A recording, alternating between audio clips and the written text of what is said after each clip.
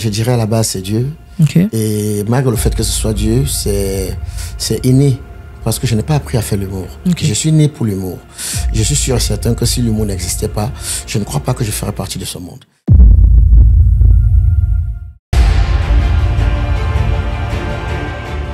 Le meilleur humoriste ce soir, c'est Monsieur Fingon Tralala. Elle n'a pas pu tenir, elle est partie. Ma maman, celle avec qui j'ai joué le gigolo, c'est à elle qu'est dédié ce trophée. Merci, merci. Maman, j'ai pu. Merci.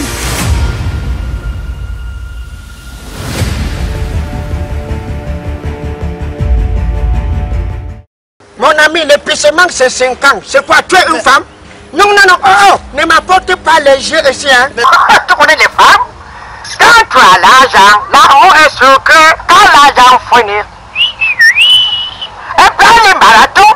Je dis Fingon, protège-toi, tu es toujours en train de dire que ça ne va pas arriver, ça ne va pas arriver. C'est comme ça. J'ai déjà 8 enfants, parce que le 9e, voilà papou, il ne marche même pas. Il a seulement 6 mois, j'ai ta machine à faire bébé. Mais c'est ce que tu me dis, hein. Tu as dit non un jour. Tu dis non en te déshabillant. C'est quoi ça? C'est ma femme, nous sommes légitimement mariés. Et tu t'es filmé sur l'acte de mariage comment? On a mis que l'échelle, tu as collé la tête ou bien tu es sorti en foyer. Bonjour à vous et bienvenue dans cette émission. Aujourd'hui, on a l'immense honneur et privilège de recevoir une légende. Je préfère qu'il se présente lui-même. Bonjour monsieur. Bonjour Taylor. Comment allez-vous aujourd'hui? Je vais être super bien par la grâce de Dieu. Alors, je vous laisse vous présenter vous-même. Merci. Alors, pour ceux qui ne me connaissent pas, mon nom à l'état civil, c'est Serge Tchami. Okay. Je fais partie d'une famille de 6 enfants dont je suis le Benjamin. Okay. Je suis né à Nebel, dans une banlieue appelée Nkolminta. D'ailleurs, beaucoup de stars, grosses stars, sont sortis de ce coin-là. Et j'ai eu la chance également d'être né dans ce coin-là. Et mon nom d'artiste, c'est Fingon Tralala, El Pitino Monumento Fenomeno, comme vous pouvez appeler et tout ça. Oui. Et professionnellement parlant, ça fait plus de 30 années que je exerce dans ce métier qui n'est autre que l'humour. Justement, par rapport à l'humour, d'où vous vient cette inspiration? Parce que vous avez un style assez particulier quand même. On ne trouve pas ça partout. Votre style, elle est implantée depuis des années. Donc, d'où vous vient cette inspiration au quotidien? Je dirais à la base, c'est Dieu. Okay. Et malgré le fait que ce soit Dieu, c'est inné. Parce que je n'ai pas appris à faire l'humour. Okay. Je suis né pour l'humour. Je suis sûr et certain que si l'humour n'existait pas, je ne crois pas que je ferais partie de ce monde. D'ailleurs, au sein de ma famille, ma défunte maman, de paix à son âme, était une très grande comédienne. Oui. Voilà. Et après tout ce qu'elle a dû faire pour moi et pour mes frères, je m'étais assis, je me suis dit, quel est le plus grand cadeau que je peux offrir à ma mère? Parce qu'il faut rappeler que c'est celle-là qui était papa, qui était maman. Et pour nous nourrir, elle se pliait en 4. Et je voyais comment elle se battait. Et ce qui fait que ça me choque aujourd'hui qu'elle ne vive pas ce moment-ci pour voir la personne que je sois devenue. Tu vois? Parce que c'était l'une des personnes qui croyait en moi et qui croyait en ce métier comme moi. D'accord. Et un jour, je lui avais demandé, maman, tu sais, la voiture est éphémère, la maison est éphémère. Je vais te donner un cadeau que des générations après moi sauront qui a accouché cet enfant qui n'est autre que Fingon Tralala. Magnifique. C'est d'où m'est venue l'idée de me faire le film intitulé Le Gigolo. Je ne sais pas si vous avez connu ce film. On a tous Le connu Gigolo, ce film. où j'étais un jeune qui gigolise une veuve dont ses enfants ne sont pas d'accord et tout. Celle, en effet, que jouait le rôle, c'était ma défunte maman. Et c'était ma manière à moi de l'immortaliser. Waouh. Vraiment, bravo. Comment s'est passé vos débuts dans la carrière? C'est-à-dire que... Difficile. Déjà qu'au sein de ma famille, on ne voulait pas entendre parler de ça.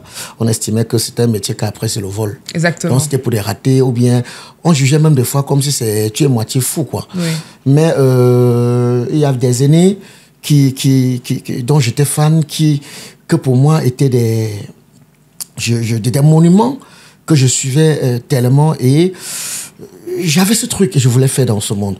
Il y a le patriarche Jean-Michel Cancan, paix à son âme. Paix à son âme. Il y avait Massa Moyo, Massa Batré, que j'écoutais tellement. Il y avait Essine Mindia, mais comme il était beaucoup francisé, voilà, des fois j'avais la peine à écouter certaines de ses phrases. Oui. Il y a également le président Chop, que je faisais partie des fans. Mais j'ai pu avoir la chance d'être accepté dans sa troupe et auprès de lui, que j'ai beaucoup appris. Et je crois que c'est ce qui a fait à ce que je puisse avoir le professionnalisme que j'ai jusqu'à aujourd'hui. Il y a également quelqu'un qui m'a marqué, malheureusement, que voilà, il y a quelques semaines, on m'a annoncé son décès, le regretté Papa Kokam Narcisse. Déjà à qui j'ai voulu dédier cette émission. Ah. D'où tu es, paix à ton âme, repose-toi bien. Voilà. Ok. Et justement, à travers tout ça, avec le monde qui évolue, comment en fait vous vous adaptez à la nouvelle technologie, avec les réseaux sociaux et tout ça? Ben, vous savez qu'à chaque chose, le monde évolue. Oui. Et avant, pour s'imposer comme artiste, il fallait être hyper talentueux. Oui. Il fallait être véritablement talentueux. Contrairement à aujourd'hui, où ton enfant peut pleurer, la manière que l'enfant pleure, fait à ce que l'enfant devienne célèbre. Il est tellement facile pour certains jeunes aujourd'hui de gagner de l'argent via des réseaux sociaux, qu'on soit talentueux ou pas, contrairement à avant. Et ils peuvent s'estimer chanceux, vu la manière dont le monde a évolué, ils peuvent estimer vraiment qu'ils sont chanceux, contrairement à notre époque. Ce n'était pas facile. Déjà, pour qu'on te donne le micro dans un cabaret, il fallait attendre des heures, et c'est vers 2 heures ou 4 heures, quand il reste 2 sous là, qui dorment.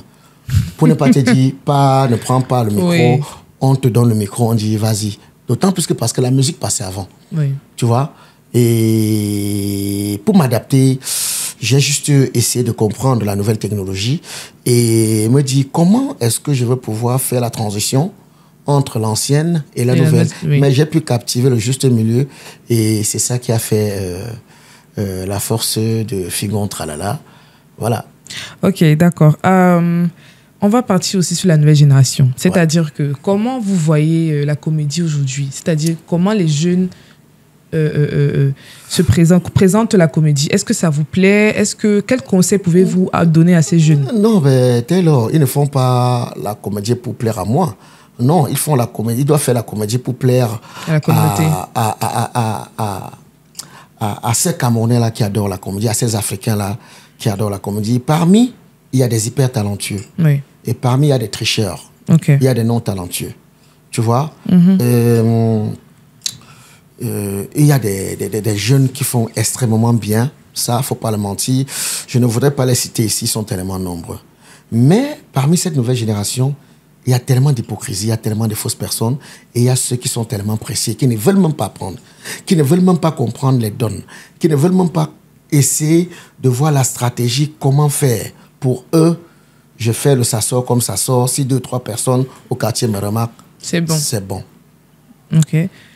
Est-ce que des fois vous vous êtes senti persécuté via les réseaux sociaux, non, les bad buzz, tout ça? Non, mais... Les gens qui disent croire connaître votre vie. Non, c'est le game d'aujourd'hui. Aujourd'hui, à une certaine époque, je me fâchais, j'étais même remonté. Et après, j'ai fini par comprendre. Je me suis dit, moi-même à leur place, je ferais pareil. Parce que ce que j'ai fini par comprendre, c'est que ma longévité nuit à beaucoup de personnes. Oui. Ma longévité nuit à beaucoup de personnes, d'autant plus qu'il y a beaucoup de ma génération qui ont dû accrocher, qui ont dû arrêter. D'aucuns qui ont abandonné, changé de métier. Ce qui n'est pas le cas pour Fingon Tralala. Ce qui fait que pour certains jeunes, ils ont l'impression que moi, je les fais ombrage. Alors que ceci n'est pas le cas. Moi, je ne me bats que comme je peux pour offrir à l'Afrique l'humour que je sais faire. Très belle phrase. J'ai compris également qu'aujourd'hui, il est tellement facile de s'élever, ouvrir un compte TikTok, Facebook et autres. Et alors, ils ont une stratégie pour avoir des abonnés. Comment je peux faire pour qu'on s'abonne ou qu'on me prenne l'attention? Je dois réfléchir une histoire sur Fingon. Il faut que je dise que Fingon, il fait ceci. Il faut que Fingon... Ils m'ont tellement collé les étiquettes que des fois, je regarde comme ça et je dis, mais c'est de moi si qu'on parle. Et après, je dis, c'est la vie. Oui. Mais sauf qu'ils ont affaire à quelqu'un qui a un mental d'acier. Oui. Qui a un mental d'acier. Me déstabiliser, il faut se lever très tôt. Me déstabiliser, je crois qu'il faut, je ne sais pas, jusqu'à quand Dieu décidera autrement. Mais pour l'instant, ils pourront tout dire, fabriquer, inventer. Je suis focus dans mon travail. Très bien. Ça fait combien d'années que Fingon Tralala exerce dans ce métier? Beaucoup d'années, j'ai dit plus professionnellement parlant, plus de 30 ans. Waouh. Ouais. Ça a félicité. Ouais, ouais. Plus de Vous 30 êtes une ans. légende, monsieur Fingon. À la grâce de Dieu. Oui. Est-ce que vous avez prévu une relève? La relève? Oui. Non, dès ma venue au Cameroun, j'ai toujours mis des jeunes autour de moi avec qui j'ai cheminé. Ils sont tellement nombreux. Ils sont tellement nombreux. Donc aujourd'hui, vivent à leur compte personnel, mais que les bases se Fingon Tralala. Malgré les efforts qu'ils font, à travers leurs différentes productions, on les identifie toujours à travers Fingon Tralala. Moi, je pense que c'était le seul cadeau pour moi que je peux offrir à la relève. Leur apprendre ce que je sais le mieux faire, qui n'est autre que l'humour. D'accord. Alors, pourquoi avoir attendu tant d'années pour célébrer la légende que vous êtes? Waouh! Encore face à quelqu'un qui m'appelle légende. C'est vrai que moi, j'étais loin d'imaginer que j'étais légende. Pour moi, vous êtes une légende. Et je pense pour beaucoup plus de personnes encore. Merci. Je n'y pensais pas jusqu'à ce que ce jeune appelé Merlin Manfo puisse quitter Yaoundé, est venu me voir à la maison et me dit, mon grand, je veux te célébrer. Il dit, Quand il a commencé à énumérer, il me dit, ma mère a regardé tellement des choses que tu as fait. Dès ma naissance, j'ai regardé ce que tu as fait. Si le Cameroun ne veut pas te célébrer, je vais te célébrer via mon entreprise JL César. Au départ, je n'y croyais pas. Il m'a dit, nous allons partir sur cette lancée. Je vais mettre un livre sur pied. Conte-moi ton histoire. Je lui ai demandé, est-ce que tu pourras faire 6 mois? Parce que mon histoire, pour que tu puisses écrire, il y a des étapes et des étapes. À un moment donné où j'ai même failli tout abandonner. À un moment donné où j'ai décidé d'aller m'exiler. Tu vois, ce que beaucoup de gens ne savent pas. J'ai tenté de tout abandonner un moment, aller me baser en Belgique et tout ça. Et par la suite, j'ai changé d'idée. Et quand il m'a dit ça, je me suis dit, donc il y a encore des Camerounais aussi conscients. Oui. C'est où tout a été lancé. C'est vrai qu'avant ça, je faisais des événements. Mais à cette hauteur, pas encore. Ce qui fait que il a fait une soirée genre package. Pour au départ, il a dû mettre sur pied un livre qui compte mon histoire et mon parcours. Et pour celles-là et ceux-là qui vont des fois se renseigner sur Fingon Tralala via les réseaux sociaux, il est mieux d'acheter ce livre. Si tu veux parler, savoir qui est Fingon, prends ce livre. Et comme il ne fallait pas faire sortir cela comme ça, selon lui, cela devait être plat, il m'a dit, on va joindre à ça un événement. Et cet événement est prévu pour le 26 septembre à la salle Diamond, à l'hôtel La Falaise. Une des salles mythiques du Cameroun.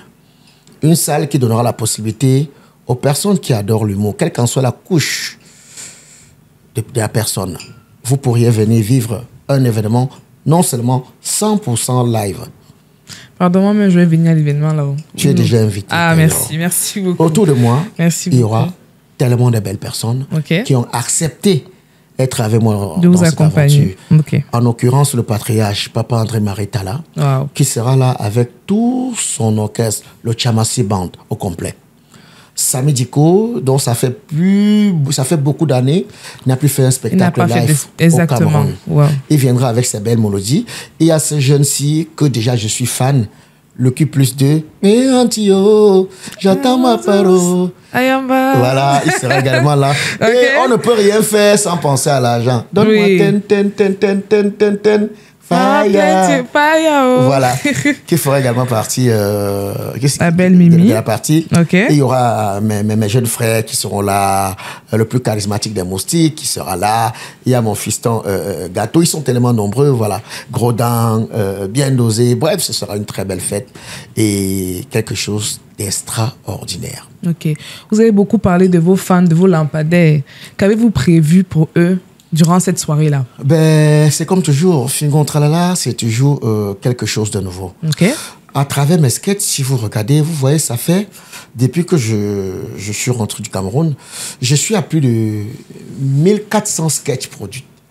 Mais parmi ces sketchs, il n'y a aucun qui ressemble à l'autre. Ce qui fait que pour ce jour, ce sera quelque chose d'extraordinaire, quelque chose de fabuleux. Bref, venez vous soigner. Ceux qui ont la calvitie, les cheveux vont pousser. Ceux qui ont des problèmes dans leur couple, venez solidifier votre couple. Ceux qui cherchent le travail sans voir, après ce spectacle, vous allez être appelés. Et alors, dames et messieurs, que vous soyez mariés, célibataires, quel qu'en soit ce que vous faites dans la vie, venez augmenter 5 ans sur votre vie. en achetant le ticket pour cet événement. Je l'appelle l'événement du millénaire, l'événement du siècle. Oui. Acheter les tickets. 26 septembre. Voilà. Bon anniversaire, Diamond. Ça prendra feu.